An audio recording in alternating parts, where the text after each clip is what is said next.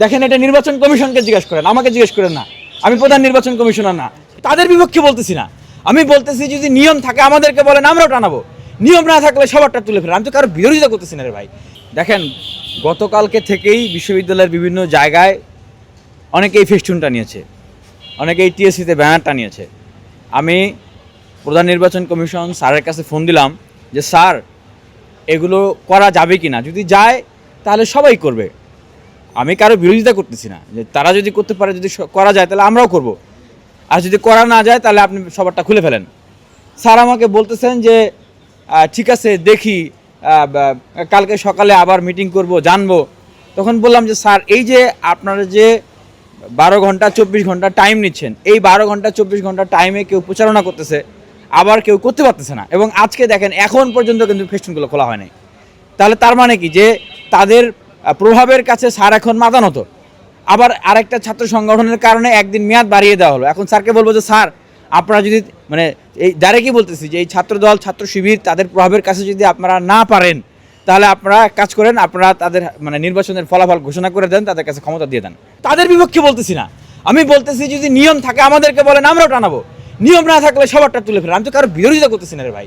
কিন্তু ওনারা মানে বৈধ না অবৈধ টানাতে পারবে কি পারবে না, এই যে একটা মানে কৌশল অবলম্বন করে কাউকে ফেভার দিতেছে, বা কারো প্রভাবের কারণে ওনারা আসলে সিদ্ধান্তটা নিতে পারতেছে না যে সরিয়ে ফেলবে। দেখেন, এটা নির্বাচন কমিশনকে জিজ্ঞেস করেন, আমাকে জিজ্ঞেস করেন না। আমি প্রধান নির্বাচন কমিশনার না।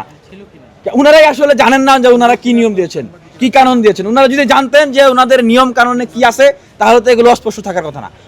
ওনাদেরকে জিজ্ঞেস করেন যে ওনারা আসলে জানেন কি না, ওনারা আসলে কি নির্দেশনা দিয়েছেন। ভাই, আমি তো বিশ্ববিদ্যালয়ের প্রশাসন না। আমি যে ডাকসুর জন্য আন্দোলন করছি, যে নির্বাচনটা চাই, এটা এই জন্যই, কারণ বিশ্ববিদ্যালয়ের প্রশাসন বিভিন্ন প্রভাবে বিভক্ত হয়ে গেছে। এভাবে যদি বিভক্ত হয়ে যায়, সামনের দিনে ডাকসু নির্বাচন তো 11 মাস হয় নাই, আরও 11 বছর ওই ডাকসু নির্বাচন হবে না, শিক্ষার্থীদের এম্পাওয়ারমেন্টের জায়গা হবে না। আবারও দেখবেন যে এই বিশ্ববিদ্যালয় প্রশাসন আগে যেরকম প্রশাসন, সরকার এবং মানে সরকার দলীয় ছাত্র সংগঠন, তারা একাকার হয়ে ছাত্রদেরকে কন্ট্রোল করছে। অলরেডি মানে 60-70% এই বিশ্ববিদ্যালয় সেই জায়গায় চলে গেছে।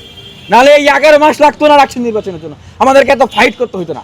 এটা এখন শিক্ষার্থীদেরকে উন্মুক্তভাবে আপনারা দেখান, বুঝান যে ভাই, আপনারা যে বিশ্ববিদ্যালয়ে পড়তেছেন, অলরেডি সেই বিশ্ববিদ্যালয় বড় বড় প্রভাব বলয়ের কাছে জিম্মি।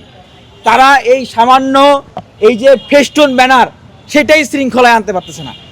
সামনে নির্বাচনের আরও কার্যক্রম আছে, নির্বাচনের দিন ভোট হবে, ভোটের ফলাফল হবে, সেই সময়গুলোতে এইরকম যাদের প্রভাব আছে তাদেরকে ফেভার দেওয়া হয়, তাহলে বাকিদের কি অবস্থা হবে? বাকিদের কি অবস্থা হবে? এটা কি আমরা সাজানো খেলায় আসছি, সাজানো পাতানো ম্যাচ খেলতে আসছি এখানে? না, আমরা পাতানো ম্যাচ খেলতে আসি নাই। আমি প্রত্যেকটা ক্যান্ডিডেটের উদ্দেশ্যে বলবো, প্রত্যেকটা শিক্ষার্থীদের উদ্দেশ্যে বলবো, আপনারা সবাই বিপ্লবী অভ্যুত্থানে অংশগ্রহণ করে একটা অভ্যুত্থান নিয়ে আসছেন, এবং এই বিপ্লবের যে ফসল, সেটাকে স্থায়ী করতে হলে এই ঢাকা বিশ্ববিদ্যালয় থেকে গণ অভ্যুত্থান হয়েছে, এই ঢাকা বিশ্ববিদ্যালয় থেকেই সেই গণতান্ত্রিক মূল্যবোধের চর্চা আপনাদেরকে এস্টাবলিশ করতে হবে।